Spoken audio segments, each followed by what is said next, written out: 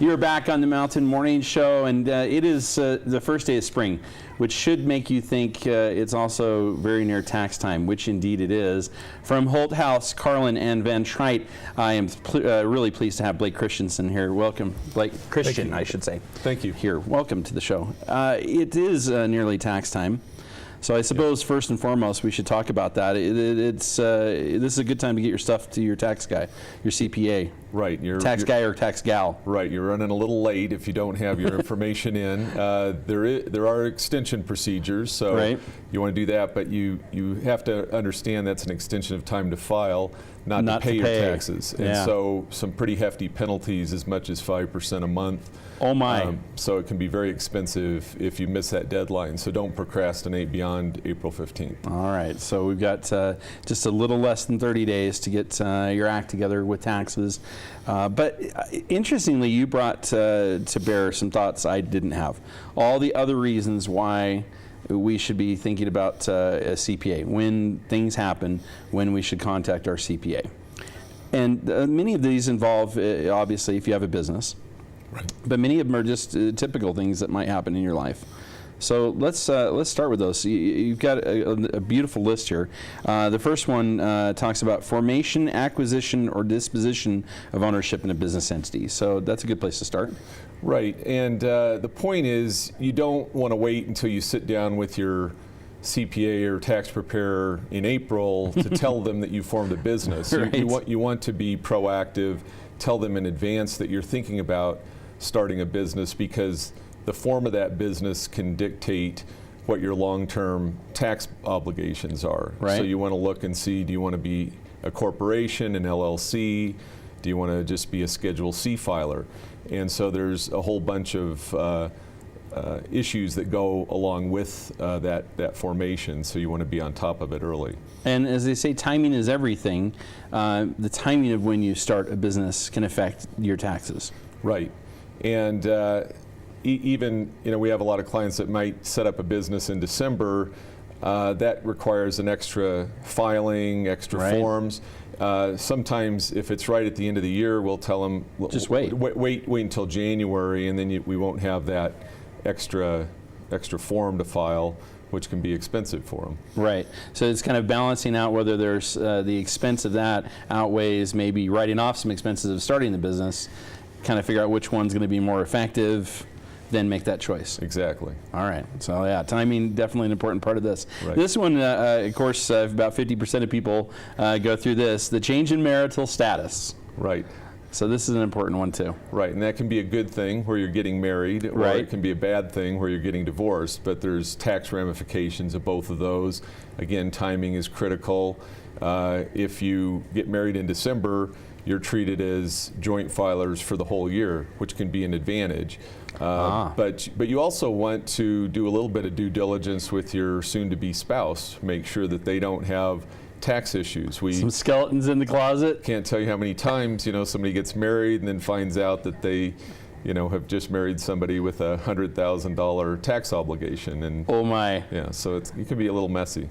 Yeah, that would be. That's not something you want to find out the hard way. Right, and then on the divorce side, there's a whole lot of planning you can do there on structuring, whether it's child support or alimony. Child support's non-deductible, alimony, spousal support is deductible, and so you want to structure it that way to minimize the impact to the recipient and maximize the deduction for the person that's paying those payments. Okay, so that's definitely a good consideration. Change in location. Talk about this one. Well, one of the things that our firm specializes in on a national basis is location-based credits and things. And so certain geographic locations, including in the Park City area, certain business areas that you go into can generate some tax credits and things for you. And this is on a national basis. There's about 8,000 what we call tax incentive zones. And so if you're going to be on one side of the street, sometimes you'll get a tax credit. On the other side, you won't. Wow. And so we always like to talk to our clients before they lease space or buy a building if they can get some tax benefits based on the location that they're going into. How about that? I wouldn't have thought of that. Right. But And it's hundreds of thousands of dollars in a lot of cases. geez, these little details, I'm telling you, they matter. They add up, don't they?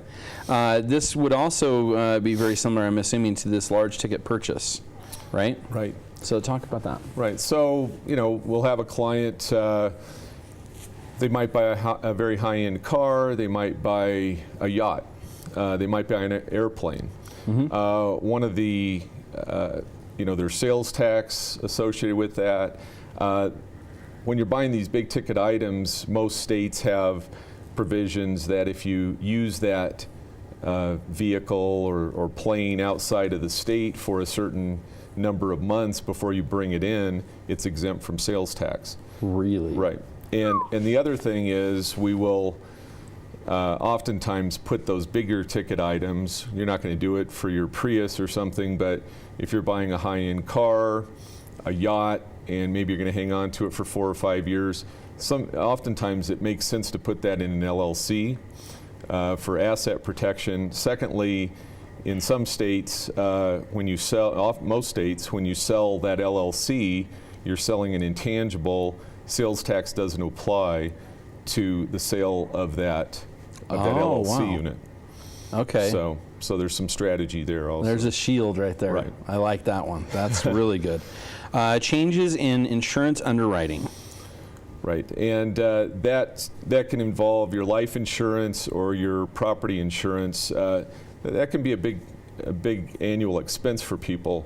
What we try and get people to do when they're younger, they typically don't care that much about life insurance, especially if they're single. But in the course of my career, you see people that all of a sudden have some medical issue pop up, and now they're uninsurable. And Yikes. so we generally like to get people to get some form of insurance early on. I even do it for my kids. I've done it for my kids before they, in case they have some medical issue pop up later, because it's very cheap when they're young, healthy, etc. So you want to look at that in advance. That's important, absolutely. And sometimes you need to look at doing things for others. This is an important part, especially your family. Right. All right, Exactly. So some planning there.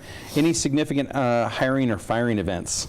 These can be as unpleasant as the divorce. Right. And we always get the attorneys involved in that also. But if you have an unfortunate situation, you run a business and you've let somebody go, the way that you structure those payments, number one, can protect you legally, but you always want to have the attorney involved in drafting that release and things. But also, sometimes if it's a real contentious exit for that employee, whether the form of the payments that you make, sometimes they're deductible, sometimes they're not, sometimes they're includable in the employee's income, and sometimes they're not. And so by structuring that, you kind of squeeze the balloon and put it in if you can put it in a non-taxable situation, you might be able to get out of that with less money because they're going to not have to pay tax on some of that. So anyway, there's a lot of structuring there. A new personal or business loan when you're working on getting a new one. Right, and again, that has very long-term ramifications.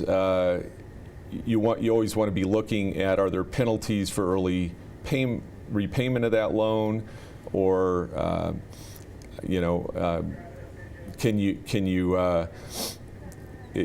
maybe it's a 5-year loan.